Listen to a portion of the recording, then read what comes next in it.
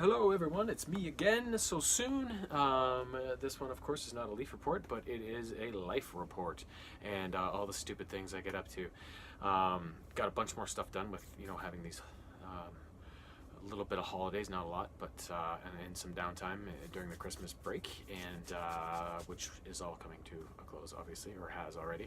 But the first thing we did kind of over the Christmas New Year's thing, since the last update I posted, was we watched the 4th season of Fuller House, which was released on Netflix near the end of December, I guess. And don't lie to me and tell me you haven't watched Full House if you're of my generation, because I know you have. Full House was one of those cheesy, heart-melting sitcoms back in the early 90s that everybody knew and everybody watched, even if they didn't want to admit it. And I admit I watched every episode numerous times. Sometimes because it was the only thing on, but also because I did genuinely like it. Now, Fuller House, of course, is bringing all these characters back all these years later, as the kids are now adults, and it's focused on their lives. And so in this 4th season, which I think was 13 episodes, the main overall story arc is the imminent arrival of Stephanie and Jimmy Gibbler's baby, who Kimmy is carrying as a surrogate. But as that kind of overarching storyline takes place, there's lots of other stuff going on. Steve and DJ's romance, their new life together and their dating and stuff kind of is they fumble about that. Jackson finds out he's good at being a kicker in football. He also gets drunk for the first time and has to have Fernando rescue him, and he finally ends up actually dating Rocky, but then screwing things up at prom. Ramona gets stuck with some mean girls at school that she has to deal with. What else is going on? Oh, Max ends up hating Christmas, which he always loves, because for the first time, he's missing his deceased father. And lots of other stuff, of course. And then it all concludes at the end when the baby finally decides to arrive. Yeah, this season was just as good as all the other ones. I love this show. It's still got that cheese in that cheesy comedy factor that the first show did, but it's also got some real genuine humor that's really funny. It's some really clever writing, and the characters are just so like who the main characters are, because they're obviously on the first show, but the new characters that they've brought in, the kids, are all great. And Jimmy, Kimmy's brother, is fantastic, but Fernando, Kimmy's husband, the race car driver with his accent and stuff, he makes the show for me now. He's my favorite new character, and I just laugh every time he's on the screen. So yeah, and so that was another great season, 13 episodes of goodness, and I can't wait for season 5. Keep on rolling them out.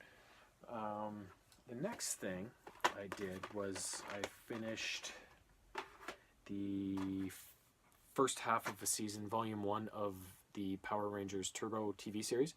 A while back I mentioned the Power Rangers Turbo movie, which is kind of where this season of Power Rangers started off.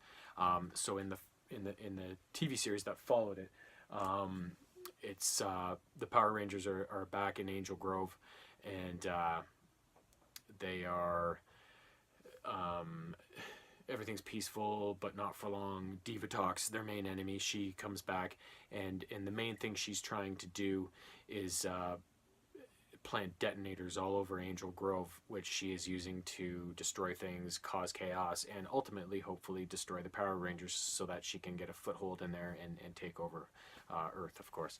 Now, during all that action, many significant things happen. Zordon and Alpha leave Earth, the Power Rangers mentors, to take that wizard Larigo back to his home planet, and is replaced with a new mentor named Demetria. What else? They get some new allies in a robot named Blue Centurion. 2 mystic vehicles show up that help them out, and there's also a brief appearance by the Phantom Ranger.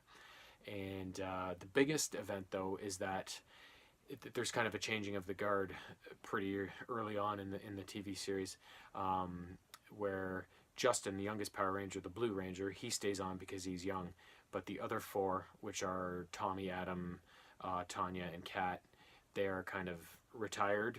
And they've done their service. They're retired, and they're replaced with four new Rangers, who are TJ, Carlos, Cassie, and Ashley.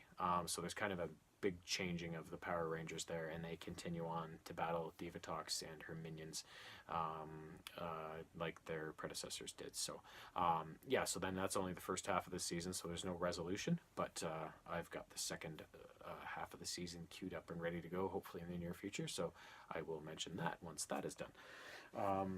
Next thing was, last year James and I watched the Krampus movie from a couple years ago, whenever it was released, with a lot of great actors. David Koechner, I think, was in it, and the guy that played young Adam on Hot Tub Time Machine 2, Adam's nephew, and that was kind of like the mainstream Krampus.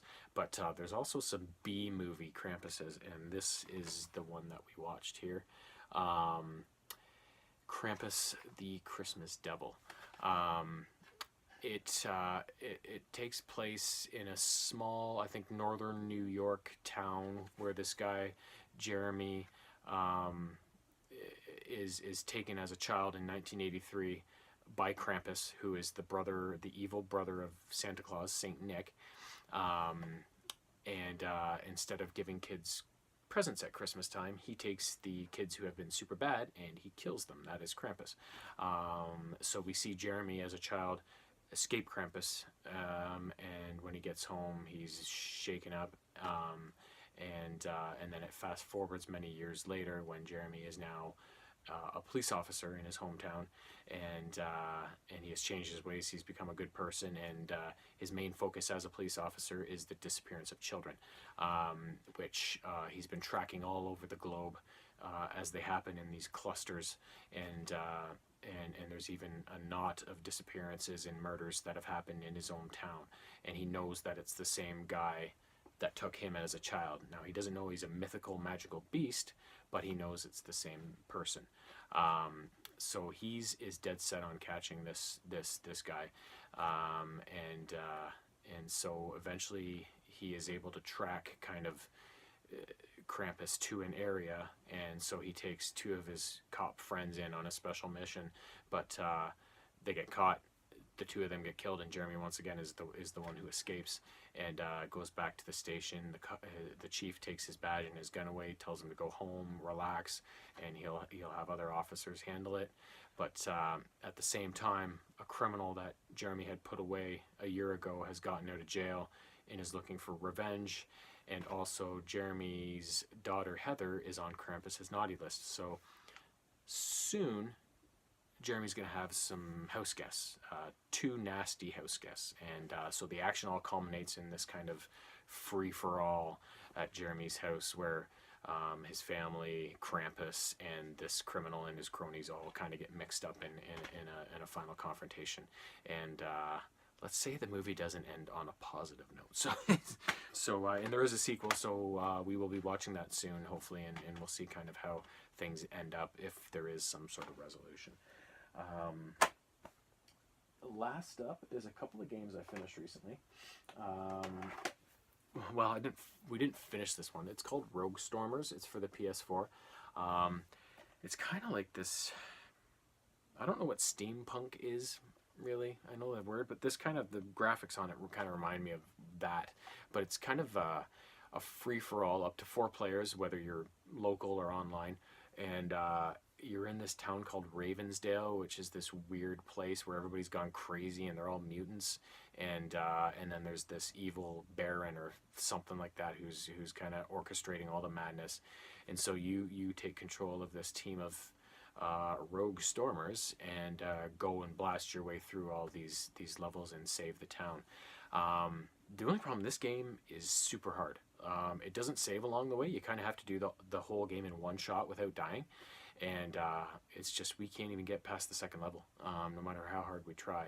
So it's just kind of been, we're putting it on the back burner for now, until maybe I've got tons of other games to play, and I don't want to waste more time on this if I can't get it done.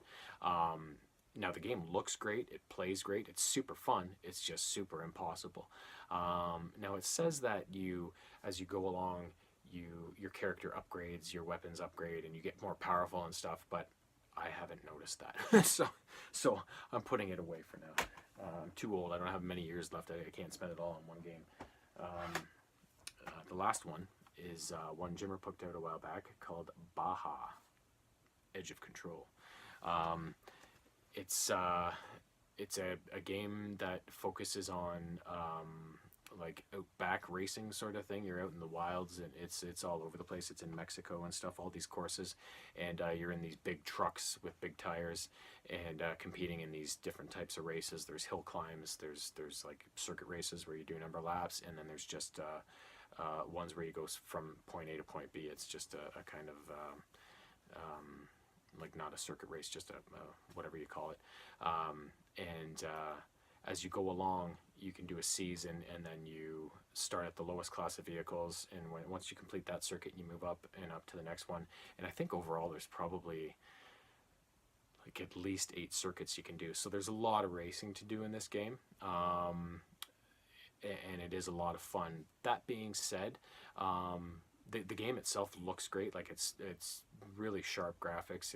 The HD is super fine. Like it looks really good, controls really well, and everything about it is fun. But with each circuit you kind of graduate up to, there's nothing distinguishing it really other than the truck you're using from the one before it. So as you go along, the races, it's a lot of repetition, which racing games are like that, but I found in this game the repetition was even worse than some other games. Like it just was the same thing over and over and over. There wasn't anything really making it interesting with each kind of graduated series, right? But it was still fun no matter what. It just seemed to drag on a little bit. But if you can find it for cheap, which I'm sure by now, it's been out for a while, I'm sure by now you can probably find it for the $20 or something like that. It's well worth it. And yeah, you can customize your trucks, not to a significant degree, but and there's lots of trucks to unlock that you can use in other modes as well. So definitely worth the play if you can find it for cheap. And yeah, that's all for now. We're gonna have more stuff in the near future, I'm sure, but for now that is everything. And again, I wish you a good night.